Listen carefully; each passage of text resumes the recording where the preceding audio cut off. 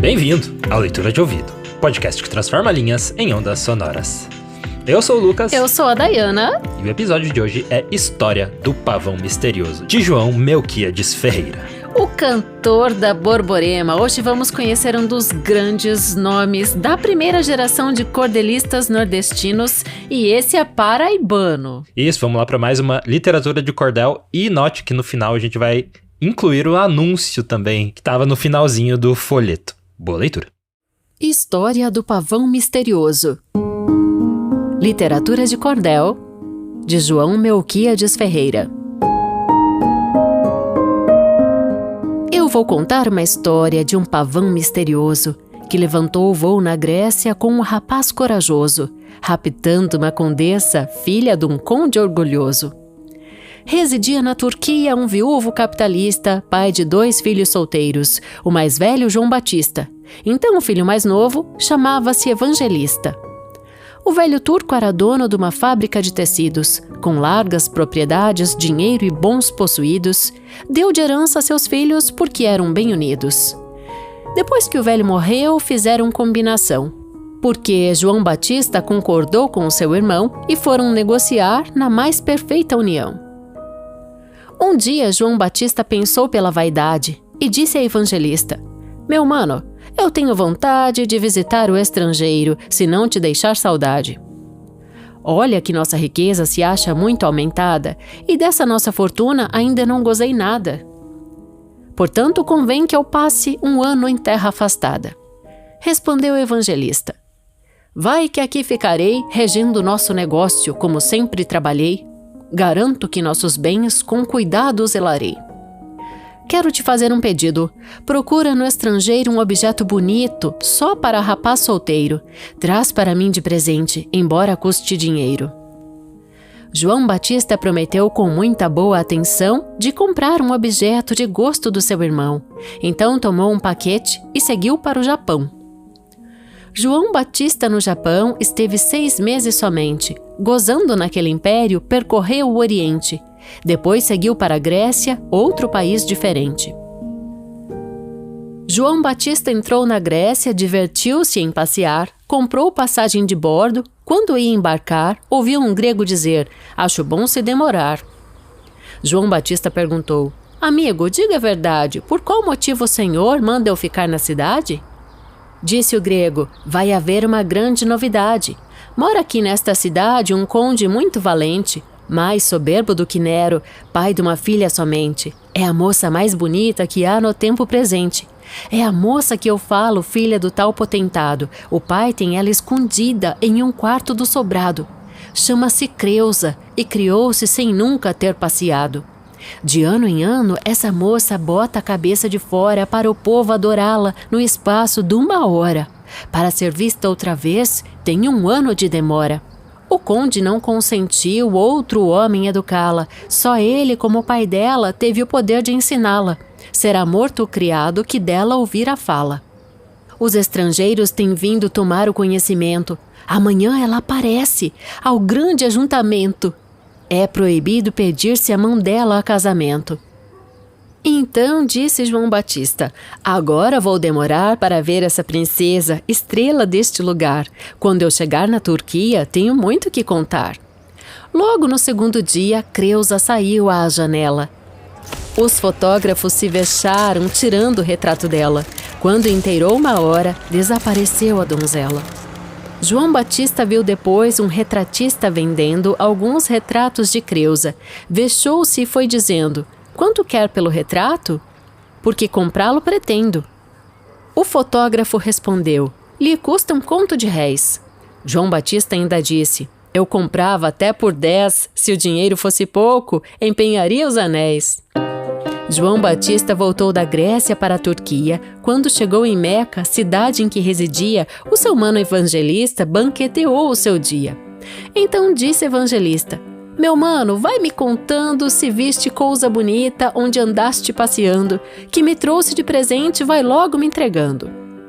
Respondeu João Batista: para ti trouxe um retrato de uma condessa da Grécia, moça que tem fino trato. Custou-me 1 conto de réis e ainda achei muito barato. Respondeu o evangelista depois de uma gargalhada: neste caso, meu irmão, para mim não trouxe nada, pois retrato de mulher é coisa bastante usada. Sei que tem muitos retratos, mas como que trouxe, não. Vais agora examiná-lo, entrego na tua mão. Quando vires a beleza, mudarás de opinião. João Batista retirou o retrato de uma mala e entregou ao rapaz, que estava em pé na sala. Mas quando viu o retrato, quis falar, tremeu a fala. Evangelista voltou com o retrato na mão. Tremendo, quase assustado, perguntou ao seu irmão se a moça do retrato tinha aquela perfeição. Respondeu João Batista: Creusa é muito mais formosa do que o retrato dela, em beleza é preciosa, tem o corpo desenhado por uma mão milagrosa. João Batista perguntou, fazendo um ar de riso: que é isso, meu irmão? Podes perder o juízo? Já vi que este retrato vai te causar prejuízo. Respondeu o evangelista: pois, meu irmão, eu te digo, vou sair do meu país, não posso ficar contigo, pois a moça do retrato deixou-me a vida em perigo. João Batista falou sério: precipício não convém, de que te serve ir embora por este mundo além em procura de uma moça que não casa com ninguém? Teu conselho não me serve, estou impressionado, rapaz sem moça bonita é um desaventurado. Se eu não casar com Creusa, findo meus dias enforcado. Vamos partir a riqueza que tenho necessidade, dar balanço no dinheiro, porque eu quero a metade. E o que não posso levar, dou-te de boa vontade. Deram um balanço no dinheiro, só 3 milhões encontraram. Tocou 2 a evangelista conforme se combinaram. Com relação ao negócio, da firma se desligaram. Despediu-se evangelista, abraçou o seu irmão, chorando um pelo outro na triste separação. Seguindo um para a Grécia, em uma embarcação. Logo que chegou na Grécia, hospedou-se evangelista em um hotel dos mais pobres, negando assim sua pista, só para ninguém saber que era um capitalista. Ali passou 8 meses sem se dar a conhecer, sempre andava disfarçado só para ninguém saber, até que chegou o dia da donzela aparecer. Os hotéis já se achavam repletos de passageiros, passeavam pelas praças os grupos de cavalheiros, havia muitos fidalgos chegados dos estrangeiros. Às 2 horas da tarde, Creusa saiu à janela, mostrando a sua beleza entre o conde e a mãe dela. Todos tiraram o chapéu em continência à donzela. Quando o evangelista viu o brilho da boniteza, disse: vejo que meu mano quis me falar com franqueza, pois esta gentil donzela é rainha da beleza. Evangelista voltou onde estava hospedado. Como não falou com a moça, estava contrariado. Foi inventar uma ideia que lhe desse resultado. No outro dia saiu passeando evangelista, encontrou-se na cidade com um rapaz jornalista. Perguntou se não havia na praça algum artista. Respondeu o jornalista: tem o doutor Edmundo na Rua dos Operários, é engenheiro profundo para inventar maquinismo, é ele o maior do mundo. Evangelista entrou na casa do engenheiro, falando em língua grega, negando ser estrangeiro, lhe propondo um negócio e oferecendo dinheiro. Assim disse Evangelista: meu engenheiro famoso, primeiro vai me dizendo se não é homem medroso, porque eu quero ajustar um negócio vantajoso. Respondeu-lhe Edmundo: na arte não tenho medo, mas vejo que o amigo quer um negócio em segredo. Como precisa de mim, me conte lá esse enredo. Eu amo a filha do conde, a mais formosa mulher. Se o doutor inventar um aparelho qualquer, que eu possa falar com ela, pago o que o senhor quiser. Eu aceito o seu convite, mas preciso lhe avisar que vou trabalhar 6 meses. O senhor vai esperar, é obra desconhecida que agora vou inventar. Quer dinheiro adiantado? Eu pago neste momento. Não, senhor, ainda é cedo.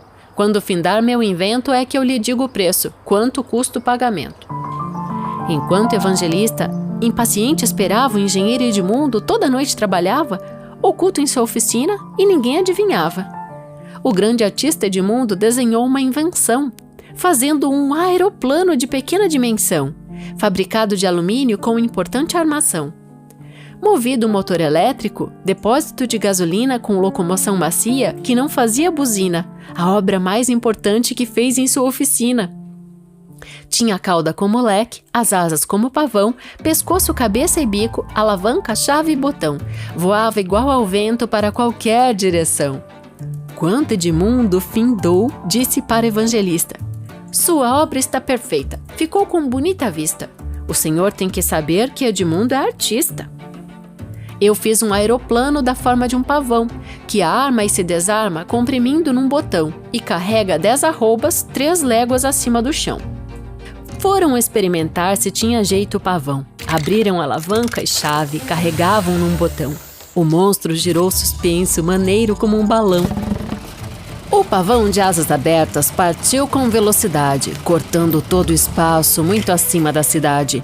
Como era meia-noite, voaram à sua vontade. Então disse o engenheiro: já provei minha invenção, fizemos a experiência, tome conta do pavão, agora o senhor me paga, sem promover discussão. Perguntou o evangelista: quanto custa o seu invento? Dê-me 100 contos de réis, acha caro o pagamento? O rapaz lhe respondeu: acho pouco, dou 200. Edmundo ainda lhe deu uma serra azouguada que serrava caibros e ripas sem que fizesse zoada. Tinha dentes de navalha, de gume bem afiada. Deu um lenço enigmático que, quando Creusa gritava, chamando pelo pai dela, então o moço passava ela no nariz da moça, com isso ela desmaiava. Então disse o jovem turco: muito obrigado. Fiquei do pavão e dos presentes, para a luta me armei. Amanhã à meia-noite com Creusa conversarei. À meia-noite o pavão do muro se levantou, com as lâmpadas apagadas, como uma flecha voou. Bem no palácio do conde, na cumeeira aterrou. Evangelista em silêncio 5 telhas arredou. Um buraco de 2 palmos, caibros e ripa e cerrou. E pendurou uma corda, por ela se escorregou. Chegou no quarto de Creusa, onde dormia a donzela, debaixo de um cortinado feito de seda amarela, e ele, para acordá-la, pôs a mão na testa dela. A moça estremeceu, acordou ao mesmo instante e viu um rapaz estranho, de rosto muito elegante, que sorria para ela com um olhar fascinante. Então Creusa deu um grito: papai, um desconhecido! Entrou aqui no meu quarto, sujeito muito atrevido. Venha depressa, papai, pode ser algum bandido. O rapaz lhe disse: moça, entre nós não há perigo. Estou pronta a defendê-la como um verdadeiro amigo. Venho a saber se a senhora quer se casar comigo. O jovem puxou o lenço, no nariz dela tocou. Deu uma vertigem na moça, de repente desmaiou. E ele subiu na corda, chegando em cima tirou. O rapaz acertou os caibros e consertou o telhado, e calcando em seu pavão, voou bastante vexado, foi esconder seu pavão onde fora fabricado. O conde acordou aflito quando ouviu a zoada, entrou no quarto da filha, desembainhou a espada, mas encontrou-a sem sentidos 10 minutos desmaiada. Procurou por todo canto com a espada na mão, berrando e soltando pragas, colérico como um leão, dizendo: onde encontrá-lo? Eu mato esse ladrão! Creusa lhe disse: papai, pois eu vi nesse momento um jovem rico e elegante me falando a casamento. Não vi quando ele encantou-se, porque deu meu passamento. Disse o conde: nesse caso tu já estás a sonhar, moça de 18 anos, já pensando em se casar. Se te aparecer casamento, eu saberei desmanchar. Evangelista chegou às 2 da madrugada, assentou o seu pavão sem que fizesse zoada. Desceu pela mesma trilha na corda dependurada. Creusa estava deitada, dormindo sono inocente, seus cabelos como um véu que enfeita puramente, como um anjo terreal que tem lábios sorridentes. O rapaz, muito sutil, foi pegando na mão dela. Então a moça acordou-se. Ele garantiu a ela que não era malfazejo. Não tenha medo, donzela. A moça interrogou-o, dizendo: quem é o senhor? Disse ele: sou estrangeiro, te consagrei grande amor. Se não fores minha esposa, a vida não tem valor. Creusa achou impossível o moço entrar no sobrado, então perguntou a ele de que jeito tinha entrado, e disse: vai me dizendo, ou és vivo ou encantado. Como eu te tenho amor, me arrisco fora da hora. Ó moça, não negue o sim a quem tanto te adora. Creusa gritou: papai, venha ver o homem agora. Ele aí passou o lenço, ela caiu sem sentido. Ele subiu pela corda por onde tinha descido. Ao chegar em cima disse: o conde será vencido. Ouviu-se tocar corneta, o brado do sentinela. O conde se dirigiu ao quarto da donzela. Viu a filha desmaiada, não pôde falar com ela. Até que a moça tornou, disse o conde: é um caso sério, sou fidalgo muito rico, atentado em meu critério, mas nós vamos descobrir o autor deste mistério. Minha filha, eu já pensei em um plano muito sagaz. Passa essa banha amarela na cabeça desse audaz, só assim descobriremos esse anjo ou Satanás. Só sendo uma visão que entra nesse sobrado, só chega à meia-noite, entra e sai sem ser notado, se é gente deste mundo, usa feitiço encantado. Evangelista também desarmou seu pavão, a cauda, capota e bico, diminuiu sua armação, escondeu o seu motor em um pequeno caixão. Depois de 60 dias, alta noite em nevoeiro, Evangelista chegou em seu pavão tão maneiro, desceu pela mesma trilha a seu modo traiçoeiro. Já era a terceira vez que Evangelista entrava no quarto em que a condessa à noite se agasalha. Pela força do amor, o rapaz se arriscava. Com pouco a moça acordou-se e foi logo dizendo assim: tu tens dito que me amas, com um bem-querer sem fim. Se me amas com respeito, te sentas perto de mim. Evangelista sentou-se, pôs-se a conversar com ela, trocando risos, esperava a resposta da donzela. Ela pôs-lhe a mão na cabeça, espalhou a banha amarela. A condessa levantou-se com vontade de gritar. O rapaz tocou-lhe o lenço, sentiu-a desmaiar. Deixou-a numa síncope, tratou de se retirar. E logo Evangelista, voando na cumeeira, foi esconder seu pavão nas folhas de uma palmeira. Disse: na quarta viagem, levo a condessa estrangeira. Creusa passou o resto da noite mal sossegada. Acordou pela manhã, meditativa e cismada. Se o pai não perguntasse, ela não dizia nada. Disse o conde: minha filha, parece que estás doente, sofrendo de algum acesso? Porque teu olhar não mente, o tal rapaz encantado te apareceu certamente. Creusa lhe disse: papai, eu cumpri o seu mandado. O rapaz apareceu-me, mas achei-o delicado. Passei-lhe a banha amarela e ele saiu marcado. O conde disse aos soldados que a cidade patrulhassem, tomassem os chapéus dos homens que nas ruas encontrassem, um de cabelo amarelo, ou rico ou pobre, pegassem. Evangelista vestiu-se em roupa de alugado, encontrou com a patrulha, o seu chapéu foi tirado, viram o cabelo amarelo, disseram: esteja intimado. Os soldados lhe disseram: cidadão, não estremeça, está preso às ordens do conde. Acho bom que não se cresça, vai à presença do conde, se é duro, não esmoreça. Você hoje vai provar por sua vida, responde, como é que tem falado com a filha do nosso conde? Quando ele lhe procura, onde é que você se esconde?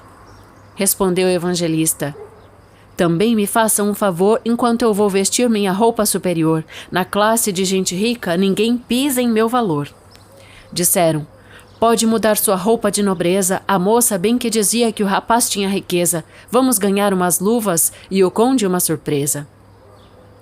E saiu o Evangelista conversando com o guarda, até que se aproximou de uma palmeira copada. Então disse Evangelista: minha roupa está trepada.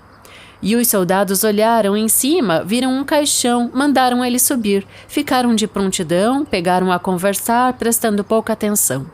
Evangelista subiu, pôs o dedo no botão, seu monstro de alumínio ergueu sua armação. Dali foi se levantando, saiu voando o pavão.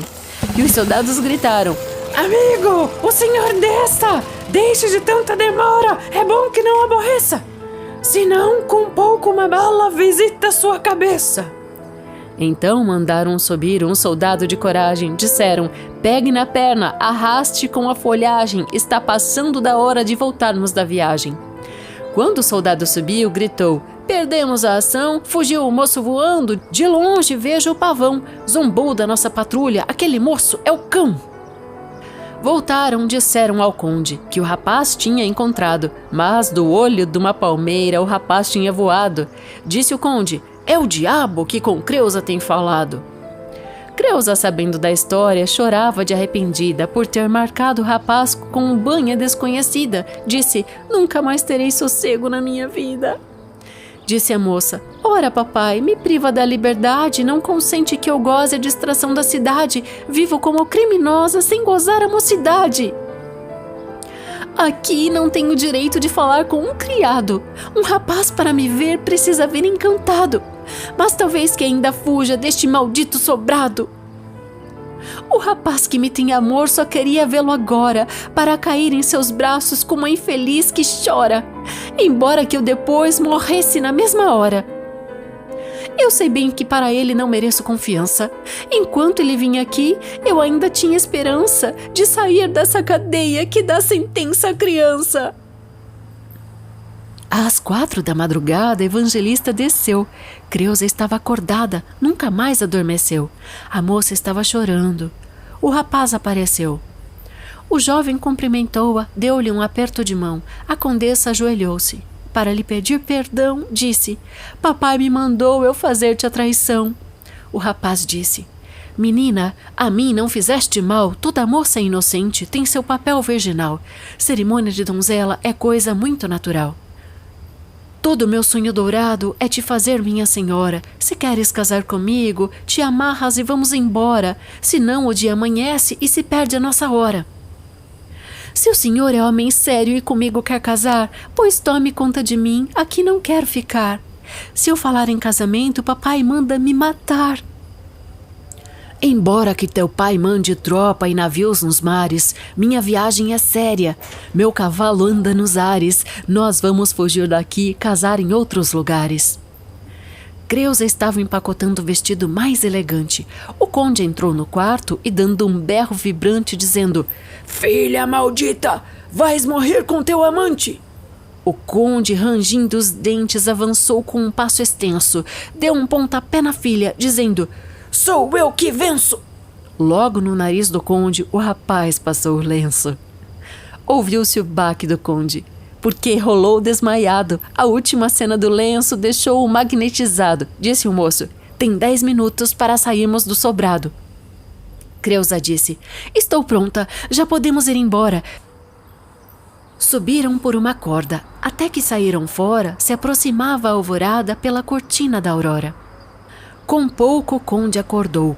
Viu a corda pendurada na coberta do sobrado. Distinguiu-se uma zoada e as lâmpadas do aparelho mostrando luz variada. A gaita do pavão tocando com rouca voz, o monstro de olhos de fogo projetando os seus faróis. O conde, mandando praga, disse: Creusa é contra nós! Os soldados da patrulha estavam de prontidão. Disseram: vem ver fulano, lá vai passando o pavão. O monstro fez uma curva para tomar direção. Então disse um dos soldados: orgulho é uma ilusão. Um pai governa uma filha, mas não manda o coração. Agora a condecinha vai fugindo no pavão. O conde olha para a corda, viu o buraco no telhado, como tinha sido vencido pelo rapaz atilado. Adoeceu só de raiva, morreu por não ser vingado. Logo que Evangelista foi chegado na Turquia com a condessa da Grécia, fidalga da monarquia, em casa de João Batista, casaram no mesmo dia. Em casa de João Batista deu-se grande ajuntamento, dando vivas ao noivado, parabéns ao casamento. À noite teve retreta, com visita e cumprimento. Enquanto Evangelista gozava imensa alegria, chegava um telegrama da Grécia para a Turquia, chamando a condessa Creusa pelo motivo que havia. Dizia o telegrama: Creusa, vem com teu marido receber a tua herança. O conde já é falecido, tua mãe deseja ver o genro desconhecido. A condessa estava lendo com o telegrama na mão, entregou a Evangelista, que mostrou a seu irmão, dizendo: vamos voltar por uma justa razão. De manhã, quando os noivos acabaram de almoçar, Creusa em traje de noiva, pronta para viajar, de palma, véu e capela, pois só vieram casar. Diziam os convidados: a condessa é tão novinha e vestida assim de noiva se torna mais bonitinha. Está com um buquê de flores, séria como uma rainha. Os noivos tomaram assento no pavão de alumínio e o monstro levantou-se e foi ficando pequenino. Continuou o seu voo no rumo do seu destino. Na cidade de Atenas estava a população esperando pela volta do aeroplano ou pavão, ou o cavalo do espaço que imita o avião. Na tarde do outro dia que o pavão foi chegado, em casa de Edmundo ficou o moço hospedado, seu amigo de confiança que foi bem recompensado. E também a mãe de Creusa já esperava avexada. A filha mais tarde entrou muito bem acompanhada, de braço com o seu noivo. Disse: "Mamãe, estou casada." Disse a velha: "Minha filha, saíste do cativeiro, fizeste bem em fugir e casar no estrangeiro. Tomem conta da herança. Meu genro é meu herdeiro."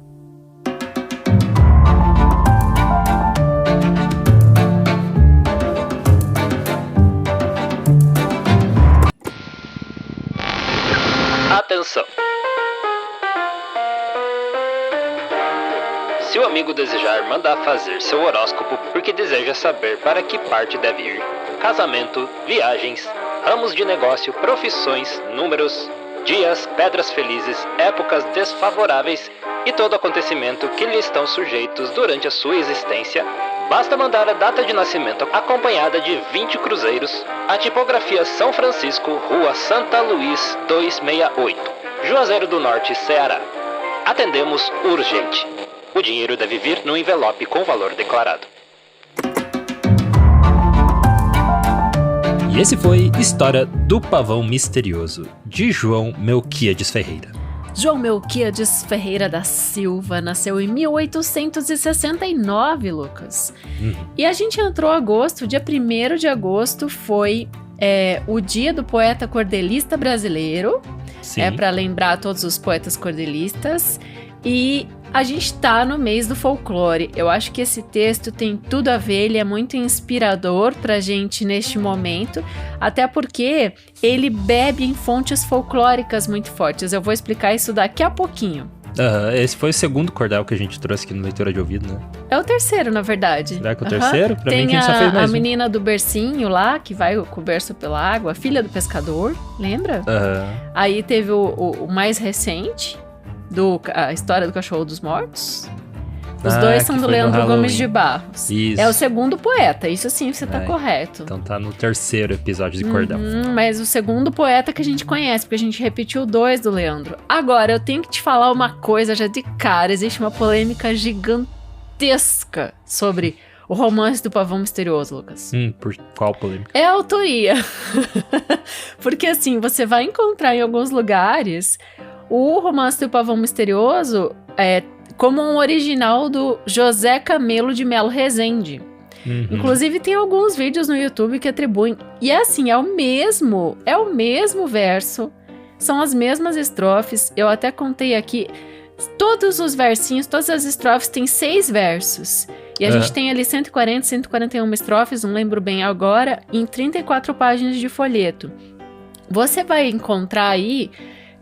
Só que daí o que acontece? O João Melquíades, ele publicou primeiro, ele publicou em 1923.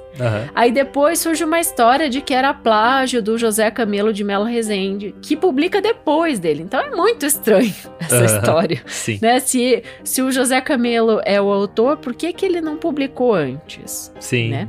Só que daí, assim, muitos estudiosos não partilham dessa opinião de que seja plágio, porque os 2 poetas tinham tal romance como parte do repertório comum das suas cantorias. É bom a gente lembrar que sempre começa com os relatos orais, né? A tradição oral. Um cordel é feito no repente ali para ser cantado, né? Em praça. A gente falou em outros episódios, mas vale lembrar que eles são cheios de cliffhangers, né? Isso. Que era o jeito que eles vendiam o cordel, eles contavam até aquela parte que tá ali na beira do abismo, né? Pra daí a pessoa queira saber o que acontece no resto e comprar o cordel. E é tão bonitinho porque os 6 versos, eles são muito bem feitos em cada estrofe e eles sempre rimam. Né? Então eles rimam entre si ou eles rimam nos pares. Então é muito bonito assim a construção poética, porque tem que funcionar como uma música, né? A gente já falou disso aqui, né?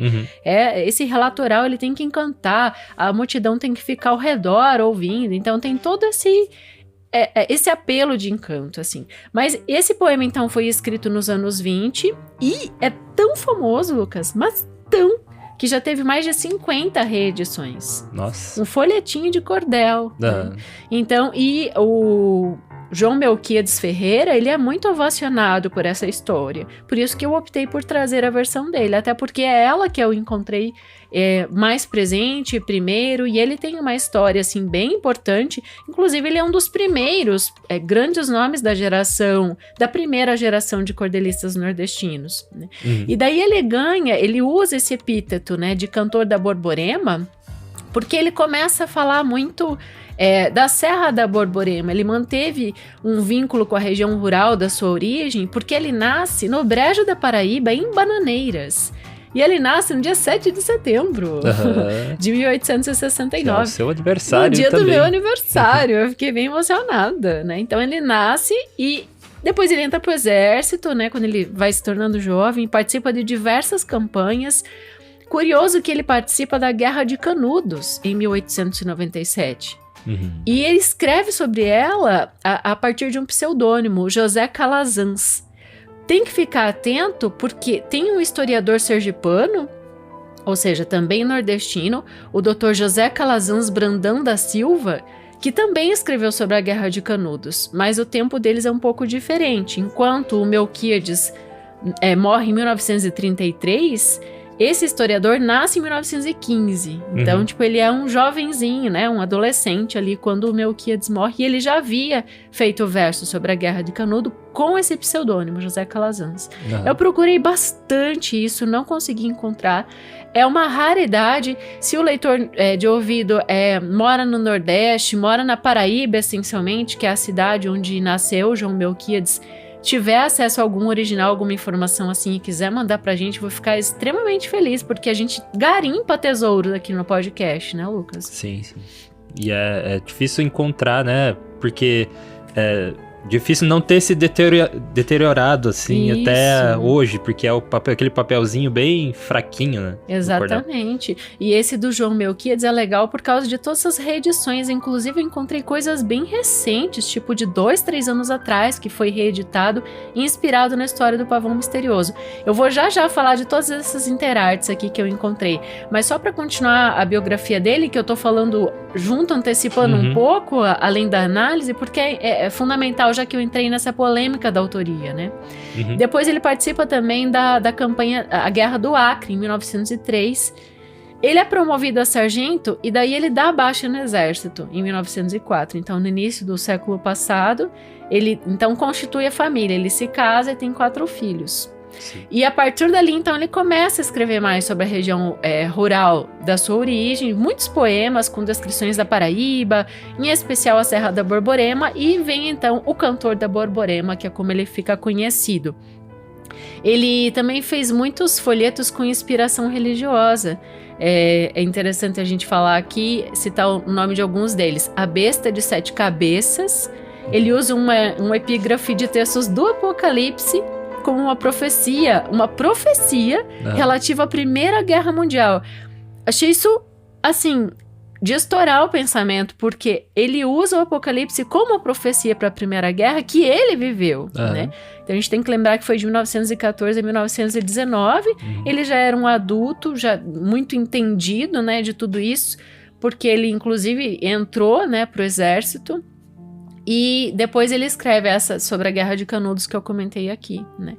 E tem outras. Ao todo, 36 folhetos de cordel são atribuídos a ele. E o principal editor dele se chamou Francisco das Chagas Batista, que era muito seu amigo.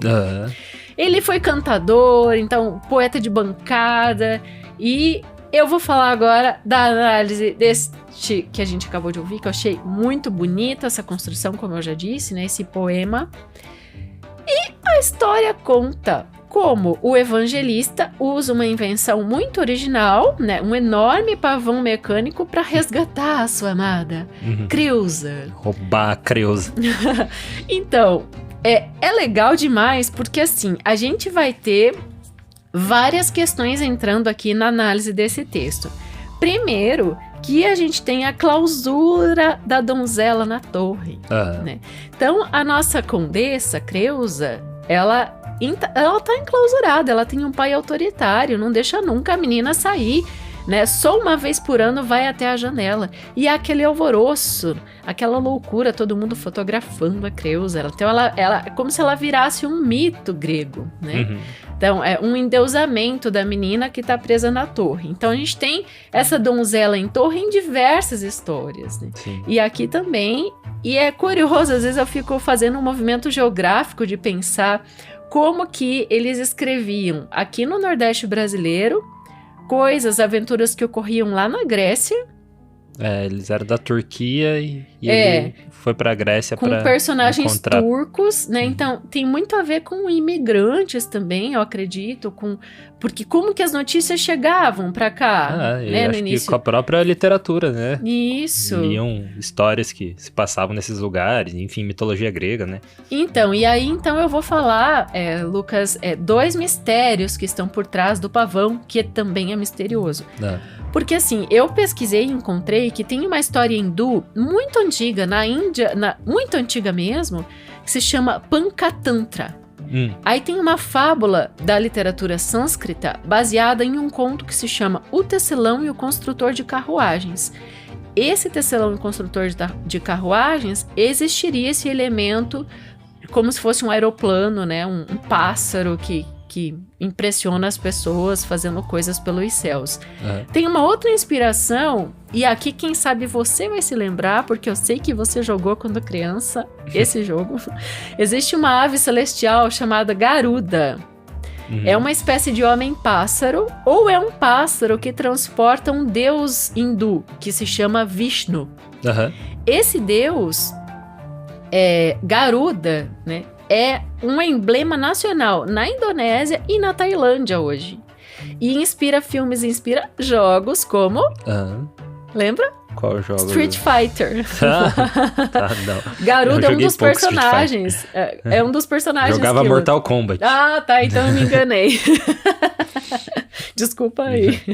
Mas o que é muito mais legal ainda é que na década de 70 no Brasil pipocaram produções que lembram essa história de um pássaro misterioso. Então, tem uma música que se chama Pavão Misterioso, do Ednardo, que é um homem, um artista de 80 anos, ainda existe, faz shows, até você vai encontrar bem recentemente um dele participando com uma orquestra sinfônica, muito bonito. A orquestra tá tocando, o maestro regendo e ele canta junto, o que é muito incomum, né? Cantar junto com uma orquestra. Mas ele gravou, então, o Ednardo gravou essa música Pavão Misterioso em 1976. E ao que tudo indica, um dos clipes foi, logo que ele lançou, saiu em televisão aberta brasileira, que tá disponível no YouTube em alguns canais. Tem um símbolozinho redondinho no canto lá, que eu não vou falar de qual que é.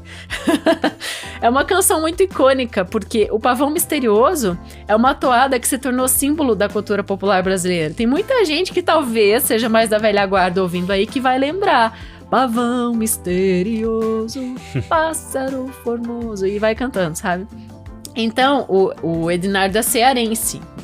Então, essa história desse pássaro mítico, né, fantástico, que fica sobrevoando e carregando os sonhos e as aspirações, é o que ele conta. Mas aí tem uma novela que teve uma reedição recente, se chama Saramandaia. E essa novela teve lá, quando lançou em 76, ela teve 160 episódios, ela foi transmitida de maio a dezembro desse ano. E lá em Saramandaia, que foi dirigido por Dias Gomes, ele usou uma nova linguagem na teledramaturgia, que é o realismo fantástico, colocando um personagem, o João Gibão, que era vivido por Juca de Oliveira, com asas nas costas. Igual o Pavão Misterioso aqui. Então ele trabalhou com isso. E esse personagem tinha o dom da premonição, que também o Ednardo já fala na música, né? Esses sonhos e aspirações ali. Então, é tudo muito interessante, né? A gente fazer essas costuras. Mas aqui dizer, voltando pra Donzela Presa na Torre, que se a gente conhece a história de 2 irmãos turcos e ricos, né? E aí também vem um diferencial, porque eu encontrei que alguns dizendo que o João Melquíades, ele não escrevia só sobre um herói pobre, oprimido, ele escrevia sobre ricos também. E aqui a gente tem a prova, 2 irmãos ricos e turcos. Né? É uma história de herança. Isso. Começa com a herança, falando sobre a herança deles. Daí no final ele ganha a herança da princesa ali. Vira o herdeiro, né? O herdeiro grego. Tem tudo isso aí. Tem tudo isso aí, e ainda tem mais, né? No começo ali, quando o João Batista fala, eu não aproveitei minha vida, eu quero viajar. Então tá, vai, e me traz um presente. E daí o presente é a foto da moça, né? E assim que ele vê essa donzela, ele fica louco por ela e tem já parte pra tentar descobrir, enlouquece de amores e vai pra Grécia pra ter com ela, né? E aí que entra toda uma engenhosidade, porque ele busca um plano e tempo. Veja quanto tempo corre ao longo desses versos. Primeiro que ele fica 8 meses só assuntando até a moça aparecer de novo. Aí a moça faz uma primeira aparição, daí ele procura um artista, que é o engenheiro Dr. Edmundo. E ele, então, engenha o aeroplano lá, essa ave, pavão misterioso, e ainda é cheio de... Ele explica quanto que aguenta de peso, quantos botões que tem, né? Me lembrou aquele projeto do Leonardo da Vinci, aquele projeto de avião dele, era uma máquina voadora, né? Na verdade. E me lembrou um pouco, assim, até quando ele descrevendo, me lembrou os desenhos do Leonardo da Vinci, então pra quem tiver interessado pesquisar sobre o avião do Leonardo da Vinci e ver se não lembra um pouco, assim, na descrição. É, muito bom. Seria interessante ver o ano que ele fez. Foi bem antes, né, o Leonardo da Vinci. Ali na Renascença, então, ali no século XV. Então, quem sabe eles se inspiram ali também. Porque é da cabeça do artista que surge a engenhoca. E o evangelista acessa o alto do sobrado e entra no quarto da condessa. A partir disso. E mais, ele ganha do engenheiro a serra, a corda, né? Todos os detalhes que ele precisa. E isso tudo contado em poesia de uma forma muito rica. E quando isso tudo se torna um fortuito, né, um mistério, todos os soldados vão tentar descobrir como que essa invasão acontece, porque parece sobrenatural. E além de lembrar essas histórias hindus, também é interessante a gente perceber que tem um elemento que é passar o lenço, ou seja, fazer dormir com aquela substância química que não lembro o nome agora. Morfina? Não, é fórmico. Não sei o que fórmico. Cloriforme? É esse, que eu lembrei que no conto do Pushkin, A Dama de Espadas, acontece isso também. Ele passa o lenço e a menina dorme. Né? Então, e o Pushkin é um conto russo bem legal que tá aqui, né? A Dama de Espadas você pode ouvir aqui no podcast. Enfim, é uma obra assim, de se tirar o chapéu. Vamos pensar que a cultura popular brasileira é riquíssima neste mês de folclore que estamos. E eu gostei muito mesmo desse texto. Não importa que tem essa... Hoje a gente fala não importa, né? Claro que se fosse o espólio literário do Melquíades ou do Camelo de Melo Rezende, ia ficar brava, né? Se a autoria fosse do meu pai, por exemplo, ou de algum tio e falasse que um é do outro. Mas assim, hoje o que interessa pra gente, após tantos anos, é conhecer de fato essa obra, né? E saber que é uma riqueza popular que a gente tem no país, e aqui a gente trouxe agora essa produção no podcast. Eu encontrei ainda, Lucas, o que é interessantíssimo, se você por acaso conhece alguém que tem dificuldade de visão, o Romance do Pavão Misterioso você vai encontrar no YouTube em leitura audiovisual, num projeto de bibliotecas, que eu achei muito legal. Tá indo pro nosso apoiador esse endereço no final das referências, e aí entra o gancho para você falar de como entrar pro Clube Leitura de Ouvido e se tornar um apoiador. Então esse material de pesquisa todo vai toda semana para os apoiadores. E agora a gente tem 3 recompensas, né? É uma novidade que não tá tão... Ainda é novidade, né? Tá no segundo encontro. É novidade. Então, uma das recompensas é você entrar no Clube do Leitura de Ouvido. Então, tem encontros mensais sobre obras que a gente já trouxe aqui no podcast. E é feita, assim, uma discussão, um clube de leitura, né? Como se fosse. Mas aqui focando do que a gente faz aqui no Leitura de Ouvido. Esses encontros são feitos... com todos participando, então tem uma troca de ideia bem legal. E essa é uma das recompensas, né? A outra é a pesquisa, que é enviada para toda semana, como eu já falei, e a terceira é entrar nos nossos créditos finais aqui do podcast. E para ser um dos nossos apoiadores, é só entrar em apoia.se/leitura de ouvido ou pela chave Pix leituradeouvido@gmail.com. Lembrando que para você entrar no clube do Leitura de Ouvido, tem que ser o apoio de R$20 ou mais, né? Pra você entrar no clube. Menos e lembrando que dia 14 de agosto tem o segundo encontro do clube. Já vai ter o segundo encontro. Então, será que dá tempo de alguém entrar? Dá tempo ainda. Eu fiz um story ontem, foi muito compartilhado. Se você, até o início da semana, entrar em contato, mandar o e-mail para leituradeouvido@gmail.com, mandar o Pix, enfim, fazer o seu apoio, ainda dá tempo de você receber o material. Isso, você participa do clube. E se você não conseguir entrar nesse, daí vai entrar no próximo, né? Então, o importante é o seu apoio. E dessas duas formas aí, você recebe as 3 recompensas, sendo que se for mais de R$20, né? 20 ou mais.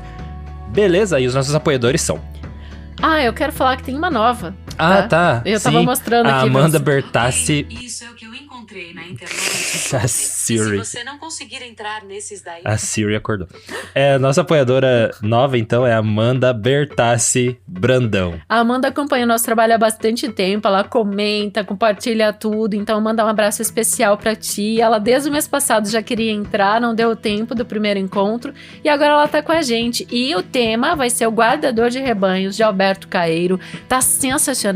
Eu mandei o link do MesaCast pros nossos apoiadores e membros do clube, pra eles verem o nosso rosto também, Lucas. O Alberto Caeiro é o Fernando Pessoa, pra quem não pegou. Tá uma mega produção, é 1h30 de episódio, muito, muito, muito bom.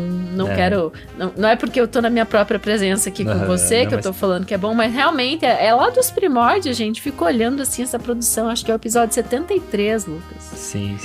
O de hoje é o 281, gente. É uma oportunidade pra você crescer como leitor e trocar ideia com pessoas que têm os mesmos interesses, né, que você. Então vamos lá para os nossos apoiadores, que são eles: Agnaldo Ângelo Silveira Rebouças, Alberto Alpiri, Amanda Bertassi Brandão, Ancle Lima, Ana Cláudia Chaguri Lopes, Arlete Alves Machado Rodrigues, Augusto Marques Ramos, Bruna Folds Coutinho, Bruno Guedes com o Grupo Danco, Cláudia Lubi, Cristiana Castanho Ferraz, Eduarda Quartim, Elaine Vieira Ferreira, Evandro Benck, Felipe Cronato, Heloísa Mendonça, Jaqueline Conte, João Hildo de Araújo, Karine Pacheco, Lilian Amaral, Lina Soares, Lucas Pereira da Silva, Lucas Vieira, Luciana Botelho Pacheco, Luiz Fernando Garcia, Mike Santos Araújo, Marco Aurélio Marques de Queiroz, Maria José de Oliveira Lima Félix, Marilu Lourenço Rosas, Maristela Prado, Matheus Trim, Matheus Simão Brum, Mônica Tocárnia, Paulo José Pereira de Rezende, Pedro Coimbra Machado Cibusca Valente, Harmana Frais Yashitsky, Roberto Hiromi Sonoda, Sandra Cavalcante, Silvana Silva, Simone Pessoa de Mesquita, Tassiane Bosch Ledesma, e Zenilda Ribeiro da Silva. Obrigado aí, apoiadores do Leitura de Ouvido, mais uma vez em apoia.se/leitura de ouvido ou pela chave Pix leituradeouvido@gmail.com. Se você fizer pelo Pix, envie um e-mail também falando que você fez o seu apoio, porque daí a gente inclui seu e-mail no nosso mailing aqui. E eu vou dizer, se você quer entrar nesse, faz o Pix, porque pelo apoio às vezes demora um pouquinho pra entrar pra gente, assim como fica retido na plataforma, daí eu não vou conseguir por você nesta próxima quinta-feira. No Pix acontece mais rápido, né? Mas o seu apoio, de qualquer forma, é importante. E a gente te vê na próxima leitura. Direção e narração, Dayana Pasquim. Edição, artes de capa e trilha sonora de abertura, de Lucas Piasecki. Produção, Roca Studios. Avalie no Spotify e na Apple Podcasts. Siga para não perder os próximos episódios. Inscreva-se em youtube.com/leitura de ouvido. Siga no Instagram Leitura de Ouvido. Fale com a gente no leituradeouvido@gmail.com. E a gente te vê na próxima leitura.